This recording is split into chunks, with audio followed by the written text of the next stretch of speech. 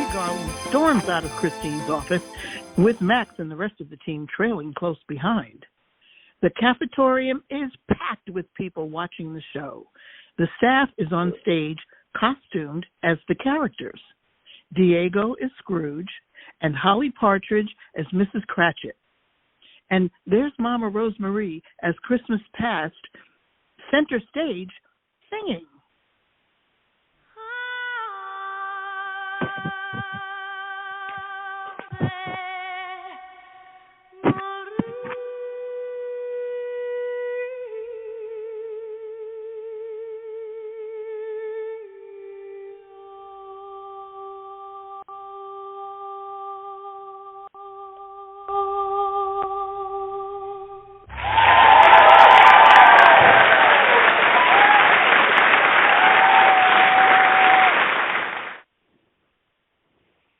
Wow.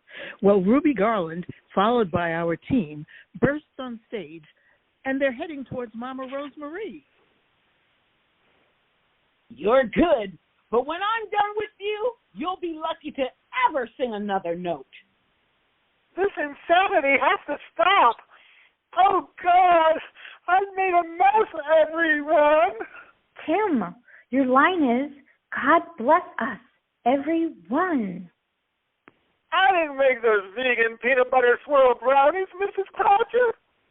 I bought them at the Piggly Wiggly. Oh, son, pull yourself together. You're ruining my encore. This oversized Tiny Tim is a menace to society. He only acts ridiculous. He's helping to rob Mr. Pincher blind and planning to kill his wife. I thought I raised you better than that. Mom, she's lying.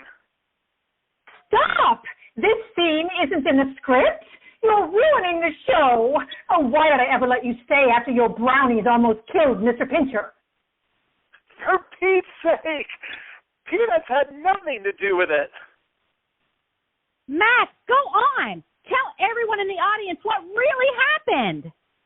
Why are you breaking the fourth wall? I never agreed to audience participation. You agreed to let Tiny Tim keep his job if we found Mr. Pincher.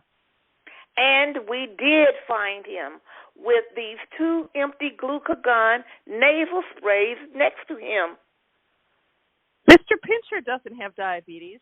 Someone intentionally tried to harm him. She means you, Christine. You've been illegally evicting residents. Ruby Garland has the proof. They're lying. Someone close the curtain now. Wait! Ruby, show everyone the proof. You wouldn't dare. After you let someone sing my solo, don't count on it. Look, it's obvious. Christine lied to everyone to cover up for a more significant transgression. Mr. Pincher was suffering from DKA when we found him. DKA stands for diabetic ketoacidosis. It happens when blood sugar levels are very high and insulin levels are very low.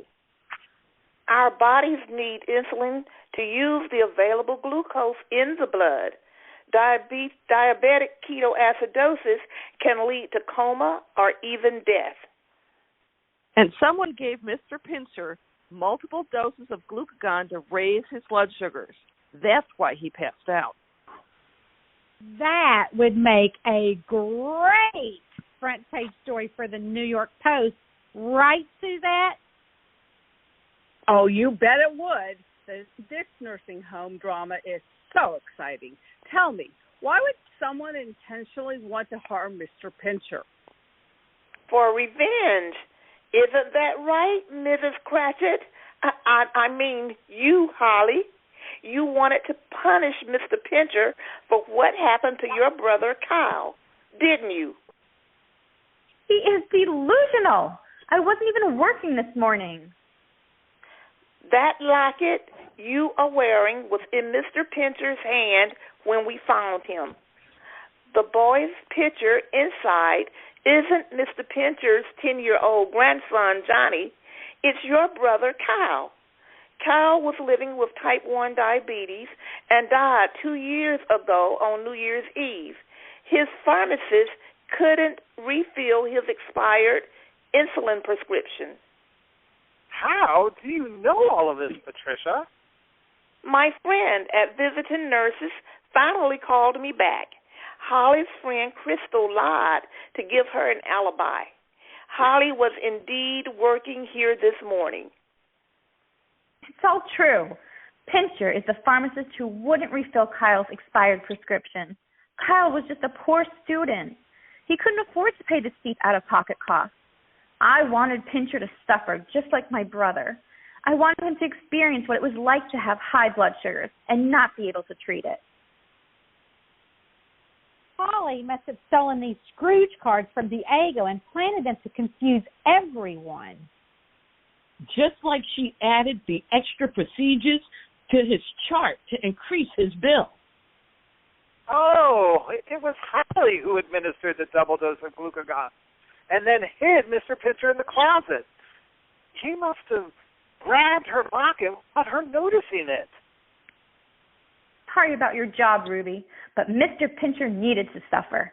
No one with type 1 diabetes should die because of expired insulin prescriptions. But harming Mr. Pincher doesn't solve anything. That's right. The Houdeshell family lost a son for the same reason. Instead of seeking revenge, though, they fought to change the laws that prohibited pharmacists from refilling expired life-saving prescriptions. House Bill 188 is known as Kevin's Law. It allows pharmacists in Ohio to give patients a 30-day supply of life-saving drugs like insulin, even if the prescription has expired. And the Ohio Pharmacists Association also encourages patients to be their own healthcare advocates and to remind pharmacists about this law. And similar laws have been passed and adopted in 16 other states. I'm not sorry. Mr. Pincher deserved it.